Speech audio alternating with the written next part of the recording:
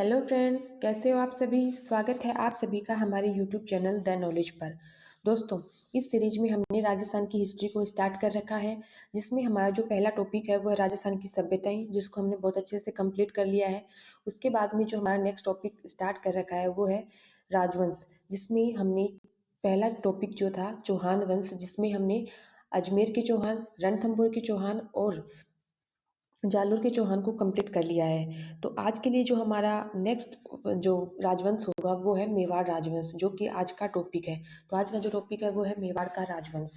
Session को start करने से पहले यदि अभी तक आपने हमारे चैनल को सब्सक्राइब नहीं किया है तो प्लीज़ सब्सक्राइब कर लीजिए, साथ ही बेल आइकन को प्रेस कर लीजिए, जिससे कि आपको हमारे नेक्स्ट वीडियो का नोटिफिकेशन मिल सके।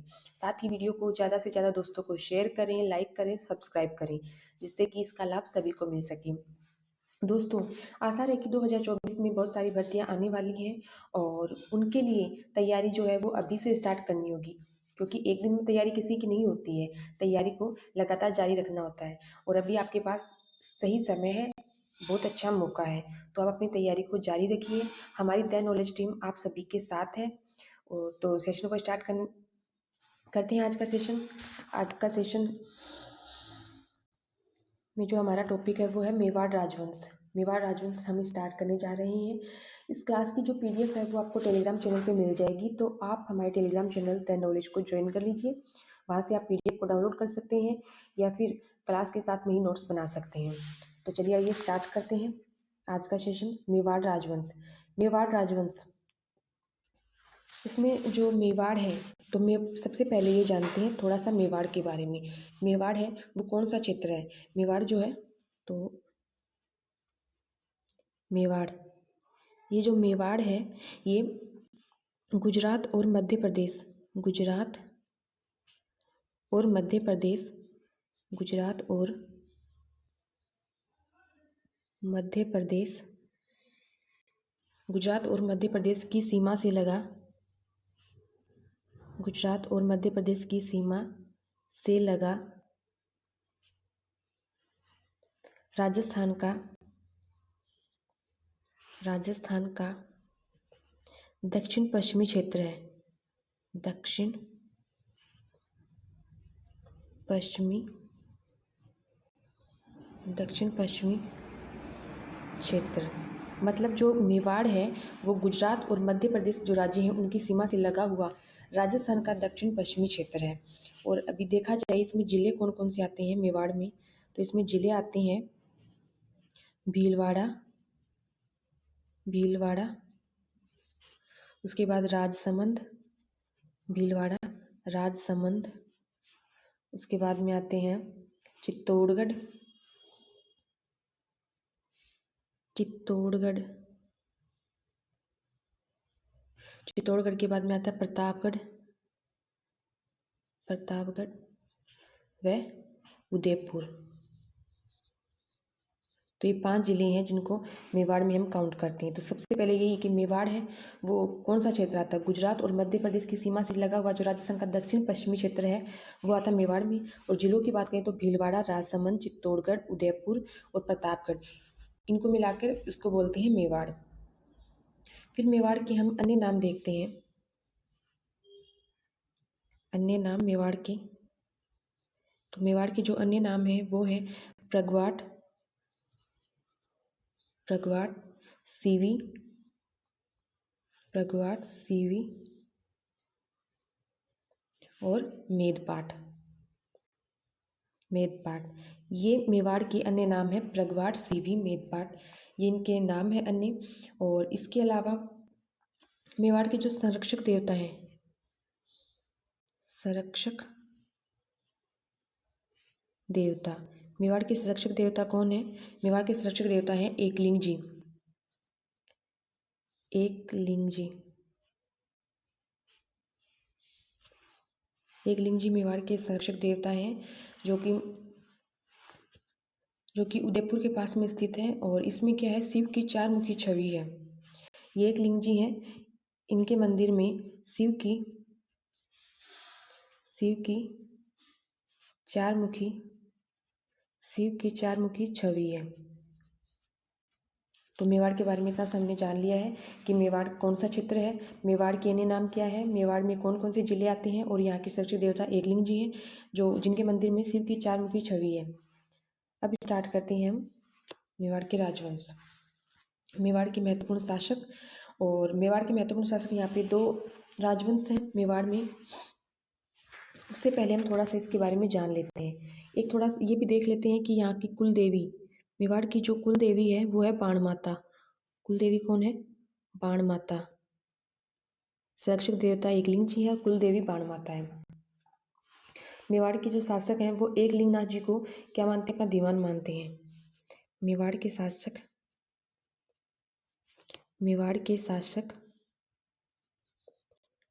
एकलिंग नाथ जी को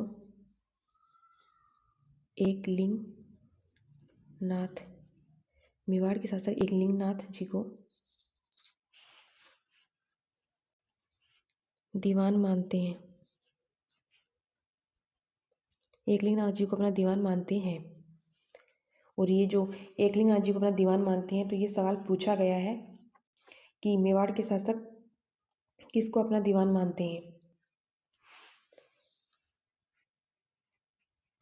कृषि अधिकारी के एग्जाम में कृषि अधिकारी 2013 में जो एग्जाम हुई थी उसमें ये सवाल पूछा गया था कि मेवाड़ के शासक हैं किसको अपना दीवान मानते हैं, तो वो है एकलिंग नाथ जी। उसके बाद यहाँ पे उत्पत्ति के स्रोत देखते हैं। उत्पत्ति के स्रोत।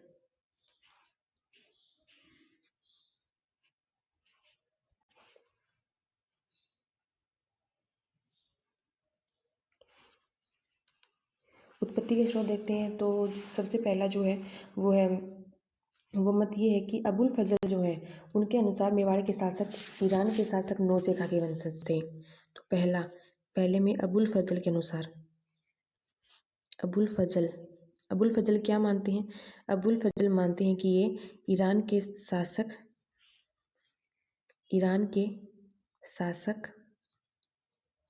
नौशेखा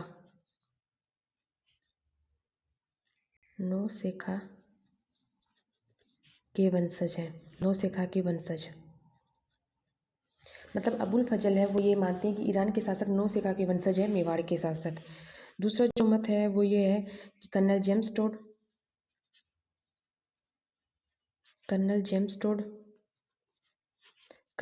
टोड इनको मानते हैं कि ये विदेशी हैं। ये क्या मानते हैं? कि ये विदेशी हैं मेवाड़ के शासक। उसके बाद तीसरा जो मत है वो ये है कि मुहणोत नैंसी है वो 24 शाखाएं बताता है। मुहणोत नैंसी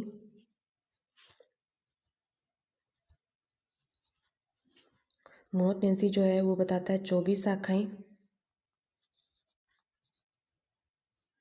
मुहणोत नैंसी 24 शाखाएं बताता है, जिसमें 2 शाखाएं इंपॉर्टेंट बताता है मुहणोत नैंसी, वो है गोहिल और सिसोदिया। ये 2 शाखाओं को इम्पोर्टेंट बताता है मुहम्मद नैंसी। उसके बाद जो नेक्स्ट मत है वो 4 नंबर पे वो ये है कि एक जैन ग्रंथ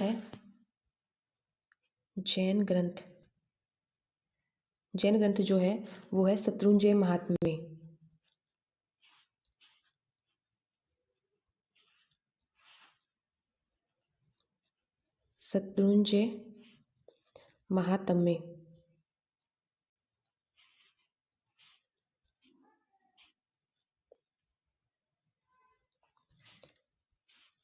शत्रुंजय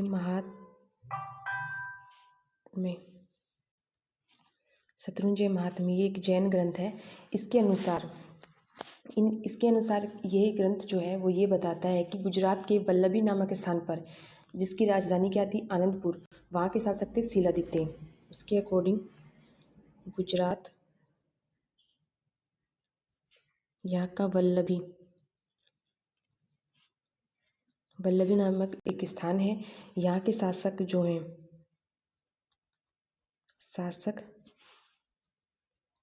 शिलादित्य और इनकी जो पत्नी है वो है पुष्पावती। पत्नी कौन है? शिलादित्य की पत्नी है पुष्पावती। पुष्पावती, इनकी पत्नी पुष्पावती। इनका पुत्र जो है गुहिल, उसने मेवाड़ में गुहिल वंश की स्थापना की। इन दोनों का पुत्र है गुहिल, उसने मेवाड़ में गुहिल वंश की स्थापना की। तो जैन ग्रंथ शत्रुंजय महात्म्य ये बताता है कि गुजरात का एक वल्लभी नामक स्थान है। गुजरात का ये जो वल्लभी नामक स्थान है, यहाँ के शासक शिलादित्य और उनकी पत्नी पुष्पावती, इन दोनों का जो पुत्र है गुहिल, उसने मेवाड़ में गुहिल वंश की स्थापना की, ये बताता है। और इससे पहले मोनोग्नेंसी यहाँ 24 शाखाएं बताता है, जिसमें गुहिल और सिसोदिया प्रमुख हैं। और अबुल फजल ईरान के शासक नौसिखा का वंशज बताता है। कर्नल जेम्स टोड इनको विदेशी बताते हैं। तो अब हम इस वंश के जो महत्वपूर्ण शासक हैं उनके बारे में अध्ययन करेंगे। इसमें जो सबसे पहला आता है वो आता है, 1 नंबर पे जो आता है वो आता है गुहिल। गुहिल बोल सकते हैं इसको, या फिर गुहिलादित्य। गुहिलादित्य, गुहिल या गुहिलादित्य, ये सबसे पहला शासक है। और ये इसी ने मेवाड़ में इसकी स्थापना की, मेवाड़ में गुहिल वंश की स्थापना करने वाला। तो इनको क्या कहते हैं? संस्थापक। इसने कब की? 566 ईस्वी में, 566 ईस्वी में गुहिल वंश की स्थापना की। गुहिल वंश की स्थापना की, 566 ईस्वी में गुहिल वंश की स्थापना की। तो ये गुहिल वंश के संस्थापक हो गए। और इन्हीं के बारे में हमने पढ़ा है कि ये किसके पुत्र थे? शिलादित्य और उनकी रानी पुष्पावती उनके पुत्र थे। तो इनके बारे में सिर्फ एक यही है। तो इसमें सिर्फ इतना ही याद रखना है कि ये संस्थापक हैं गुहिल वंश के, ये इनके बारे में है। जो नेक्स्ट शासक आते हैं वो आते हैं बप्पा रावल। बप्पा रावल आते हैं, बप्पा रावल। और ये जो है बप्पा रावल, वो एक इम्पोर्टेंट शासक है, एग्जाम के लिए भी इम्पोर्टेंट है। सबसे पहले देखा जाता है कि इनका जन्म जो है वो 769 विक्रम संवत में हुआ। इनका जन्म जो हुआ वो विक्रम संवत विक्रम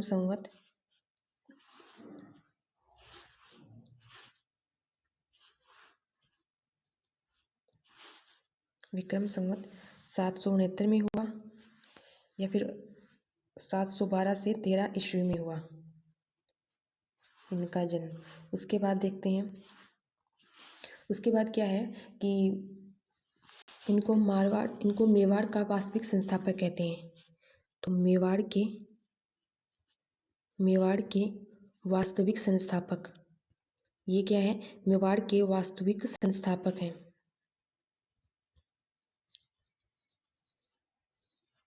मेवाड़ के वास्तविक संस्थापक,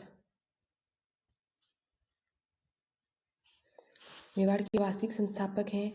और ये बचपन में कालभोज, इनका जो अन्य नाम है वो कालभोज है। अन्य नाम कालभोज है, अन्य नाम कालभोज है, लेकिन जो इनका वास्तविक नाम है वो है महेंद्र। वास्तविक नाम क्या है? महेंद्र। इनका वास्तविक नाम महेंद्र है। ये बचपन में हारित ऋषि की गायों को चराते थे। ये हारित ऋषि की गायों को चराते थे, कि गायों को चराते थे। बचपन में ये हारित ऋषि की गायों को चराते थे। और उनके आशीर्वाद से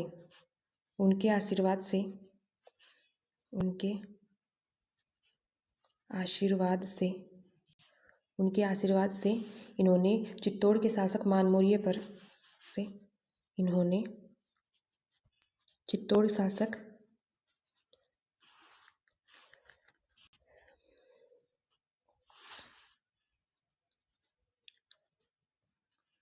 चित्तौड़ के शासक मानमौर्य फिर मानमौर्य, ये चित्तौड़ के शासक मानमौर्य पर आक्रमण करते हैं 734 ईस्वी में। चित्तौड़ के शासक मानमौर्य पर 734 ईस्वी में 734 ईस्वी में आक्रमण करते हैं। आक्रमण 734 ईस्वी में आक्रमण किया और इसमें बप्पा रावल की जीत होती है। इसमें बप्पा रावल की जीत हुई। मतलब ये बचपन में हारित ऋषि की गाय चराते हैं और उनके आशीर्वाद से इन्होंने 734 ईस्वी में चित्तौड़ के शासक मानमौर्य पर आक्रमण किया, जिसमें इनकी जीत होती है। इन्होंने राजधानी नागदा को बनाया। राजधानी किसको बनाया? नागदा को। नागदा जो कहाँ पे है? उदयपुर में। उदयपुर में है। और इन्होंने नागदा में एकलिंगनाथ जी के मंदिर का निर्माण करवाया। नागदा में एकलिंगनाथ जी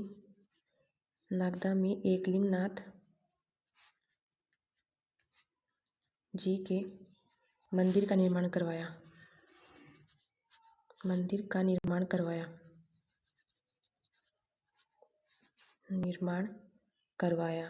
और ये जो सवाल है ये पूछा गया था कनिष्ठ अभियंता 2020 में।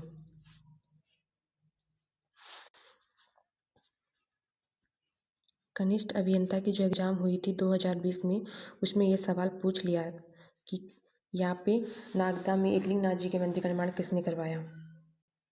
तो कालभोजी या फिर बप्पा रावल ने करवाया।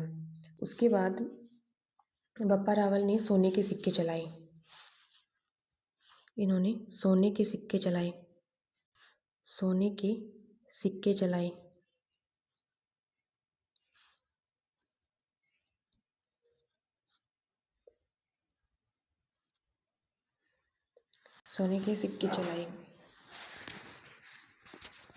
और इनकी जो उपाधियाँ हैं,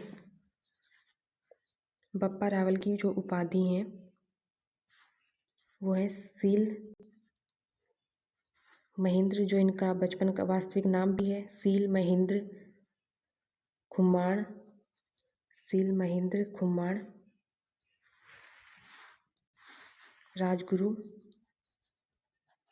राजगुरु और चकवे,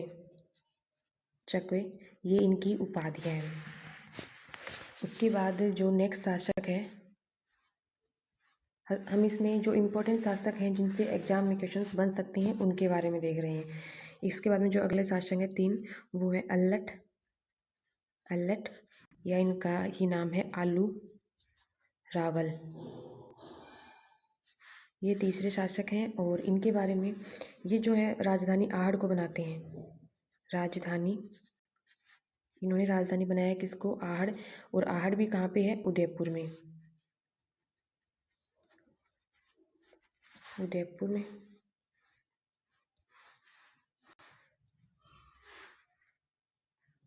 इनके समय में ही नौकरशाही का प्रचलन हुआ।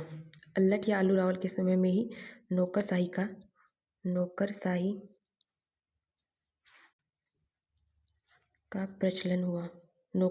प्रचलन हुआ।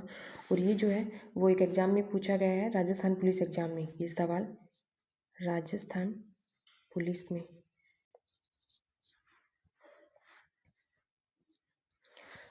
और इनका जो विवाह है वो हुन राजकुमारी हरिया देवी से हुआ।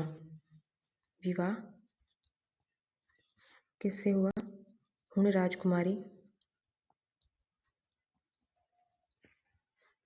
राजकुमारी है हरिया देवी, इनसे इनका विवाह हुआ। हरिया देवी से इनका विवाह होता है। उसके बाद जो नेक्स्ट शासक आते हैं वो हैं जैत्र सिंह।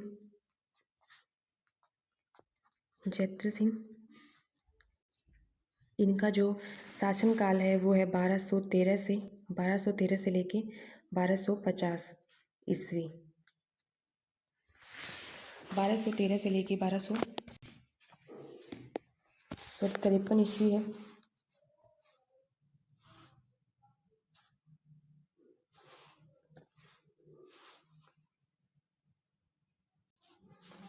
ईस्वी ये इनका शासनकाल है और ये भी इम्पोर्टेंट शासक हैं। इनके बारे में जो महत्वपूर्ण फैक्ट्स हैं उनके बारे में देखते हैं। तो इनका जो समय है वो मध्यकालीन मेवाड़ का स्वर्ण युग कहलाता है। इनका समय मध्यकालीन मेवाड़ का स्वर्ण युग कहलाता है। स्वर्ण युग कहलाता है। इनके समय में दिल्ली के शासक इल्तुतमिश, इनके साथ इनका युद्ध हुआ था जिसको भूतेला का युद्ध कहते हैं। तो भूतेला का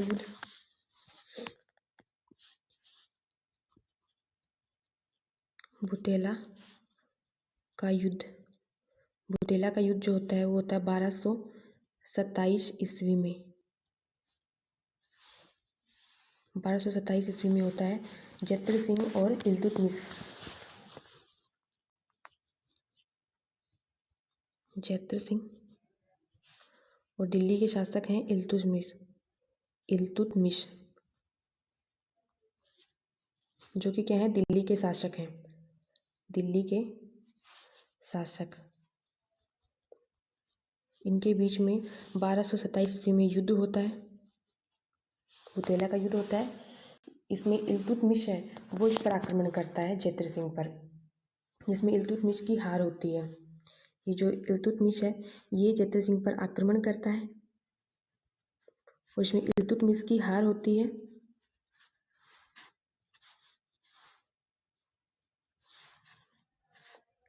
इल्तुतमिश की हार होती है और जत्र सिंह की जीत होती है। तो ये है भूतेला का युद्ध, जो कि इम्पोर्टेंट है। इसमें इल्तुतमिश की हार तो हो जाती है, लेकिन इसकी सेना जो है वो राजधानी को, जो नागदा है, उसको पूरी तरह से नष्ट कर देती है। इसलिए इसने नवीन राजधानी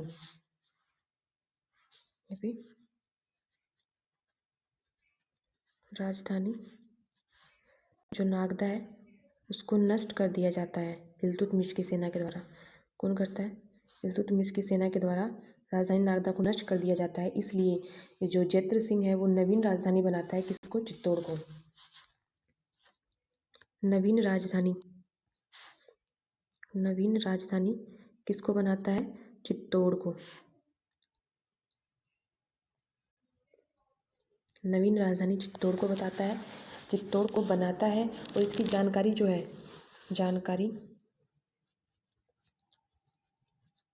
इसकी जानकारी देने वाला जो स्रोत है वो है हमीर मद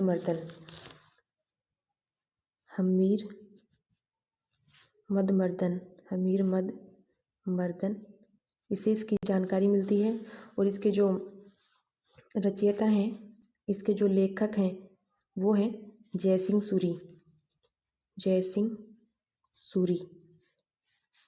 सूरी इसके लेखक हैं।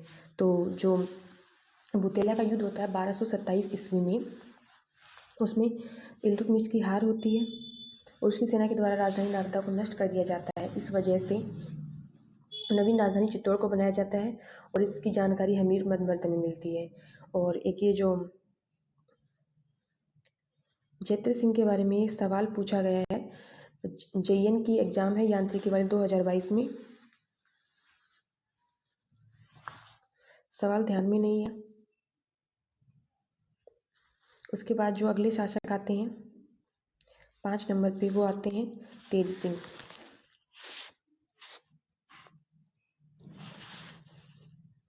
पाँच नंबर पे जो शासक आते हैं वो है तेज सिंह। तेज सिंह, इनका जो शासनकाल है, तेज सिंह जत्र सिंह के बाद में आते हैं। इनका शासनकाल 1253 से 1273 ईस्वी है। 1273 ईस्वी इसका शासनकाल है। तो इनके समय के जो महत्वपूर्ण बातें हैं उनको देखते हैं। इनकी जो उपाधि है वो है उमापतिवार लब्ध। ये इनकी उपाधि है तेज सिंह की। इसके अलावा इनके समय में मेवाड़ का प्रथम चित्रित ग्रंथ, इनके समय में मेवाड़ का मेवाड़ का प्रथम चित्रित ग्रंथ, मेवाड़ का प्रथम चित्रित ग्रंथ, प्रथम चित्रित ग्रंथ, प्रथम चित्रित ग्रंथ जो है वो है श्रावक प्रतिक्रमण, श्रावक प्रतिक्रमण, श्रावक प्रतिक्रमण, सूत्रचूर्णी, सूत्रचूर्णी। ये इनके समय का पहला चित्रित ग्रंथ है, श्रावक प्रतिक्रमण सूत्रचूर्णी। और इसके जो लेखक हैं वो हैं कमलचंद, कमलचंद जो है वो इसके लेखक हैं। ये हैं लेखक, श्रावक प्रतिक्रमण सूत्रचूर्णी के लेखक हैं। इसके अलावा जो इनकी रानी है, इनकी रानी है जैतल दे। उन्होंने चित्तौड़ में श्याम पार्श्वनाथ मंदिर का निर्माण करवाया। तो रानी कौन है? जैतल दे। रानी है जैतल दे। इन्होंने, रानी जैतल दे ने चित्तौड़ में, रानी जैतल दे ने चित्तौड़ में श्याम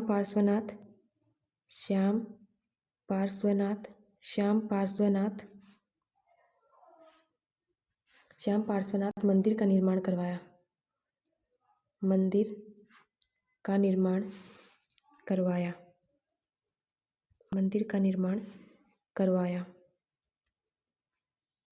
श्याम पार्श्वनाथ मंदिर का निर्माण करवाया। तो ये थे तेज सिंह। इसके बाद जो हमारे नेक्स्ट जो शासक हैं वो हैं 6 नंबर पे समर सिंह, समर सिंह। और इनका जो शासनकाल है वो है 1273 से लेकर 1302 ईस्वी तक, 1273 से 1302 ईस्वी तक। और इनके बारे में जो महत्वपूर्ण बातें हैं वो देखते हैं। तो हमने जो जालोर के चौहान वंश पढ़े थे उसमें भी हमने पढ़ा था कि जब अलाउद्दीन खिलजी गुजरात आक्रमण के लिए जाता है उस समय समर सिंह की सेना के द्वारा उसकी सेना से टैक्स वसूला जाता है। तो वही बात है इसमें। तो इसमें और कुछ इम्पोर्टेंट है नहीं, तो सिर्फ इतना लिख लेते हैं कि 1299 ईस्वी में अलाउद्दीन खिलजी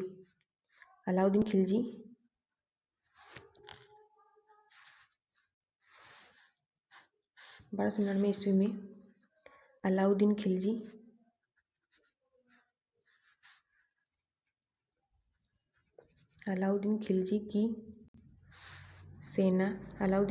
की सेना उलुग खान व नुसरत खान के नेतृत्व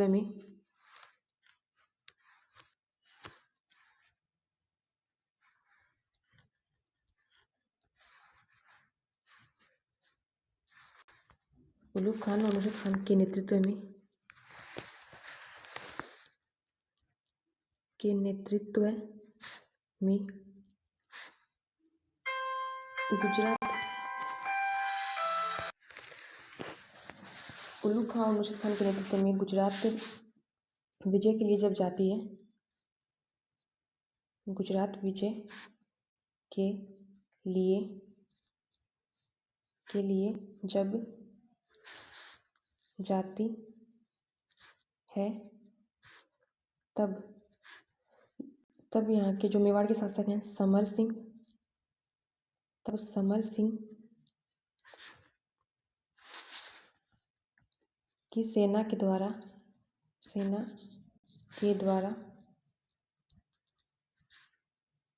इनसे टैक्स लिया जाता है।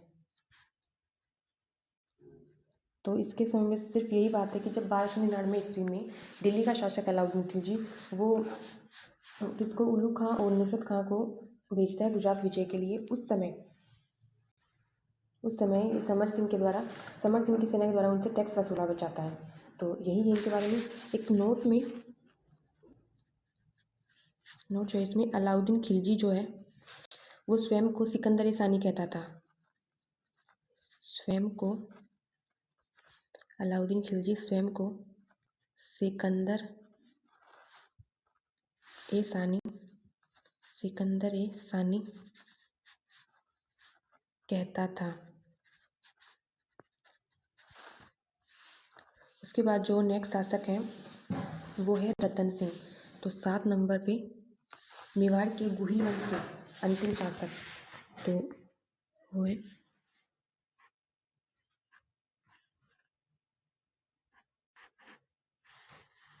रतन सिंह।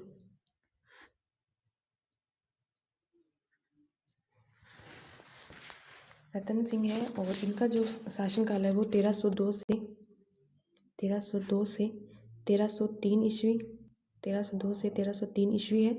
और ये एक इम्पोर्टेंट शासक हैं। इम्पोर्टेंट इनके बारे में जो है कि ये सबसे पहले तो ये कि ये समर सिंह के पुत्र थे।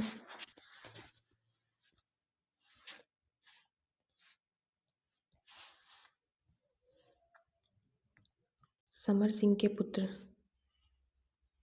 समर सिंह के पुत्र और ये गुहिल वंश के अंतिम शासक हैं।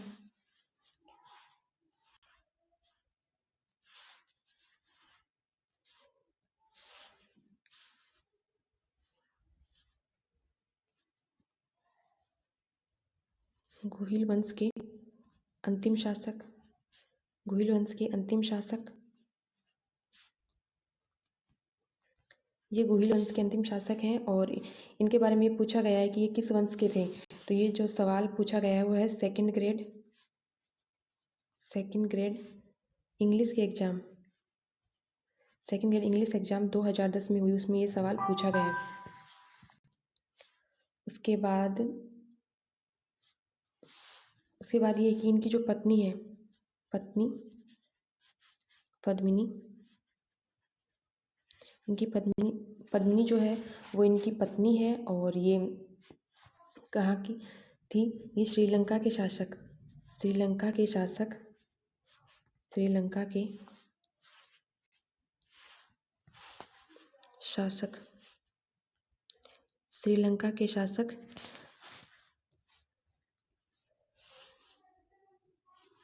ये श्रीलंका के शासक गंधर्व सेन की पुत्री गंधर्व सेन की पुत्री थी। पद्मिनी जो है जो कि रतन सिंह की पत्नी थी वो श्रीलंका के शासक गंधर्व सेन की पुत्री थी। और इनके पास हीरामन तोता था। पद्मिनी के पास हीरामन तोता था। हीरामन तोता था। और हीरामन तोतों के लिए गागरोन प्रसिद्ध है। हीरामन तोतों के लिए कौन प्रसिद्ध है? गागरोन प्रसिद्ध है। रतन सिंह के जो पंडित हैं उनका नाम राघव चेतन था। पंडित कौन थे? राघव चेतन। इनकी जो पत्नी पद्मिनी है उनके बारे रतन सिंह और पत्नी के बारे में एक जो कथा है वो ये बताई जाती है कि जो पद्मावत जो ग्रंथ है वो लिखा गया है मलिक मोहम्मद जायसी के द्वारा। ये लिखा गया है, इसमें ये बताया जाता है कि सिंहल द्वीप श्रीलंका को कहते हैं। सिंहल द्वीप के राजा गंधर्व सेन और उनकी रानी चंपावती की पुत्री पद्मिनी है और जिसका विवाह रतन सिंह के साथ होता है। तो एक बार थोड़ा सा लिख लेते हैं कि रानी पद्मिनी और इनके रतन सिंह के बारे में जो पता चलता है हमें तो वो ग्रंथ है पद्मावत जो है उसके लेखक कौन है? लेखक है मलिक मोहम्मद जायसी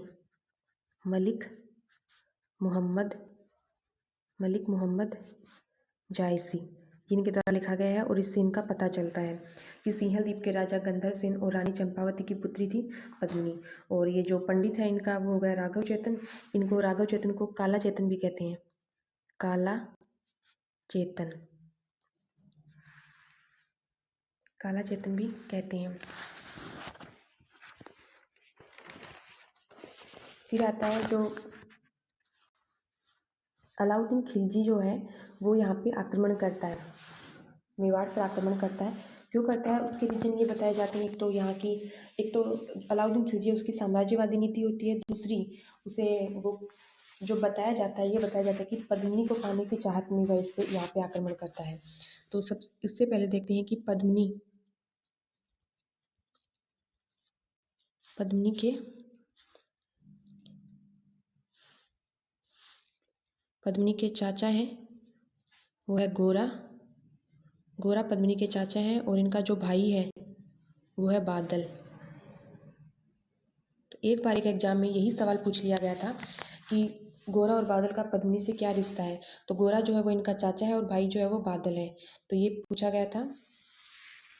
वो एग्जाम है RS प्री 1991 में। ये कब पूछा गया? RS प्री जो एग्जाम हुई थी 1991 में, उसमें ये सवाल पूछा गया कि गोरा और बादल का पद्मिनी से क्या रिश्ता है। उसके बाद जो हमारा नेक्स्ट है ये कि जो दिल्ली का शासक है अलाउद्दीन खिलजी, वो यहाँ पर आक्रमण करने के लिए आता है। नेक्स्ट पेज में देखते हैं। दिल्ली का शासक कौन है? अलाउद्दीन खिलजी। और यहाँ पे चित्तौड़ के शासक कौन है उस समय? रतन सिंह। तो ये आक्रमण करने के लिए आता है, चित्तौड़ पर आक्रमण करने के लिए आता है। और कब आता है? वो आता है 28 जनवरी 1303 को। 28 जनवरी 1303 को यहाँ पे आक्रमण करने के लिए आता है। यहाँ पर ये अलाउद्दीन की खिलजी की जो सेना है वो 8 महीने तक चित्तौड़ की घेराबंदी करती है।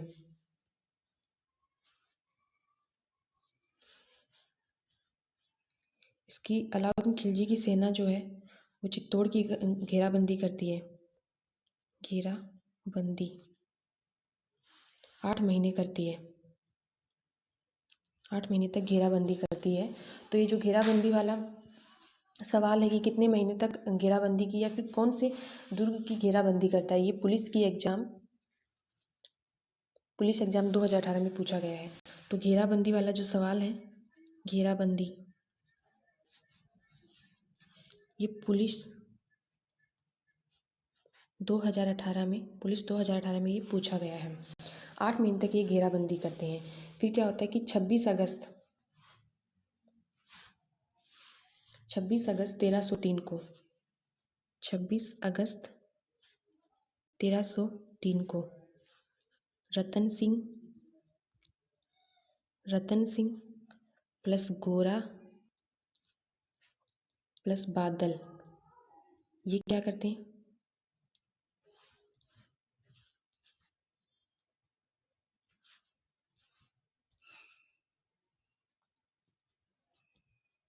रतन सिंह, गोरा प्लस बादल ये तीनों मिलके क्या करते हैं? केसरिया करते हैं। केसरिया, इनके नेतृत्व में केसरिया किया जाता है। साथ ही जो रानी पद्मिनी है, पद्मिनी के नेतृत्व में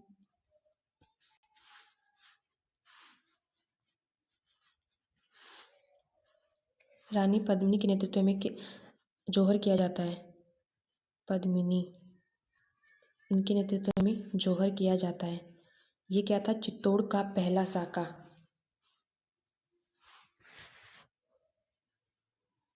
चित्तौड़ गया फिर मेवाड़ का पहला साका। तो ये क्या हो जाएगा? केसरिया और जौहर दोनों मिलके क्या कहलाते हैं? साका। तो ये हो जाएगा मेवाड़ का पहला साका। मेवाड़ का फर्स्ट साका, ये मेवाड़ का पहला साका हो जाएगा।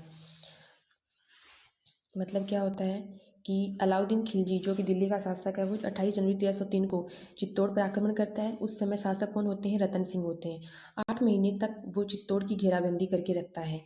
8 महीने बाद तो जब ये रतन सिंह को ये एहसास हो जाता है कि अब उसकी हार होने वाली है, तो रतन सिंह, गोरा और बादल इन तीनों के नेतृत्व में केसरिया किया जाता है।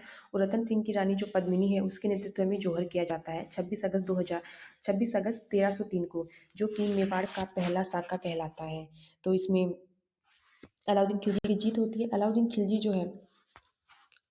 खिलजी ये क्या करता है? चित्तौड़ का नाम बदलकर इसका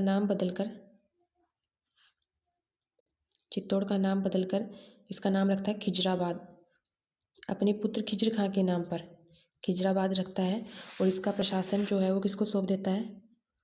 पुत्र खिज्र खान को इसका सौंप देता है।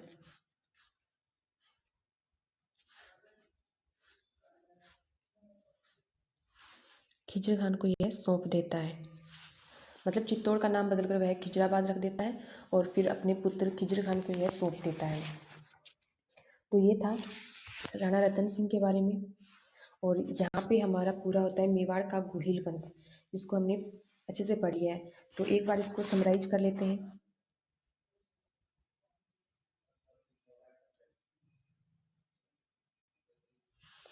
मेवाड़ राजवंश, मेवाड़ जो है वो गुजरात और मध्य प्रदेश की सीमा से लगने वाला राजस्थान का दक्षिण पश्चिमी क्षेत्र है। इसमें जिले 5 आते हैं: भीलवाड़ा, राजसमंद, प्रतापगढ़, उदयपुर और चित्तौड़गढ़।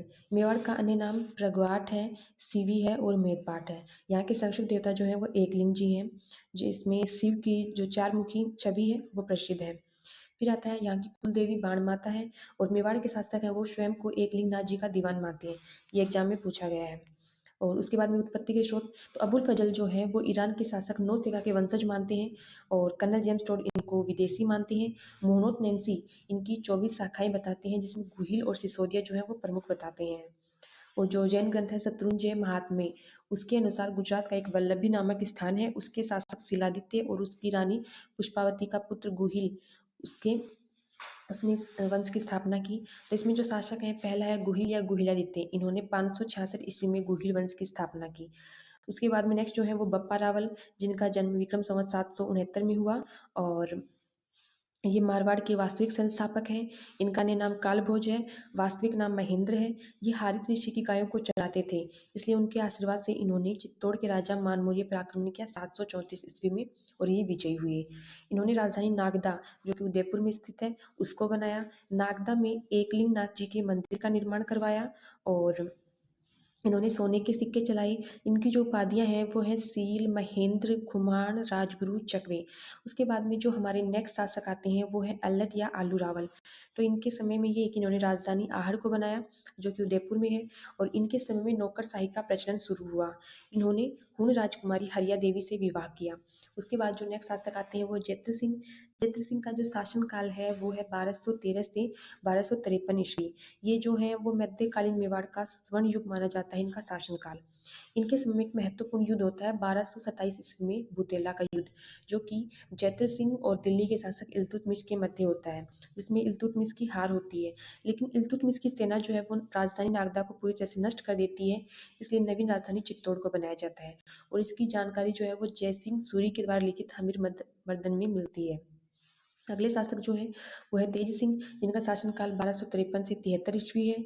इनकी जो उपाधि है वो है उमापति वारलब्ध, और इनके समय में मेवाड़ का प्रथम चित्रित ग्रंथ लिखा गया वो है श्रावक प्रतिक्रमण सूत्रचूर्णी, जिसके लेखक हैं कमल चंद।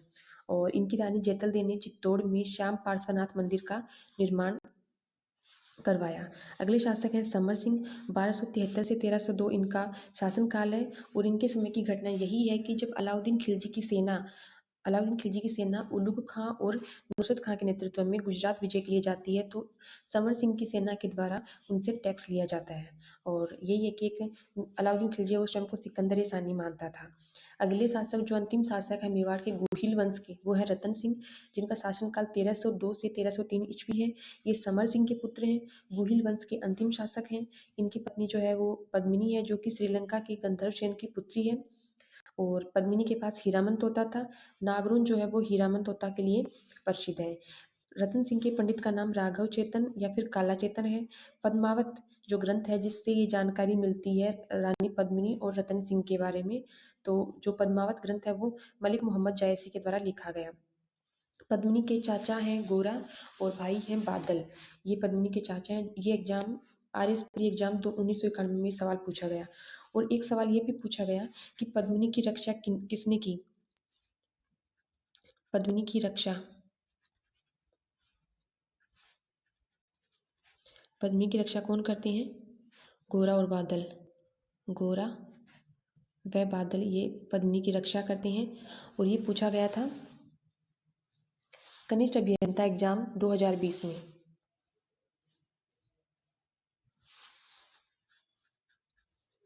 कनिष्ठ अभियंता एग्जाम, कनिष्ठ अभियंता एग्जाम 2020 में ये सवाल पूछा गया। उसके बाद क्या होता है, अलाउद्दीन खिलजी जो कि दिल्ली का शासक है, वो 28 जनवरी 1303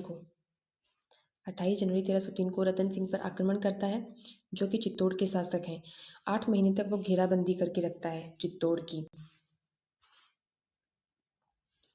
फिर 26 अगस्त 1303 को रतन सिंह, गोरा और बादल के नेतृत्व में केसरिया किया जाता है और रानी पद्मिनी के नेतृत्व में जौहर किया जाता है, जो कि मेवाड़ का पहला साका कहलाता है।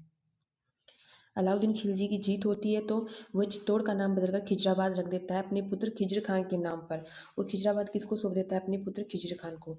इसमें नोट के तौर पर नोट साका जो होता है वो क्या होता है, केसरिया प्लस जौहर, केसरिया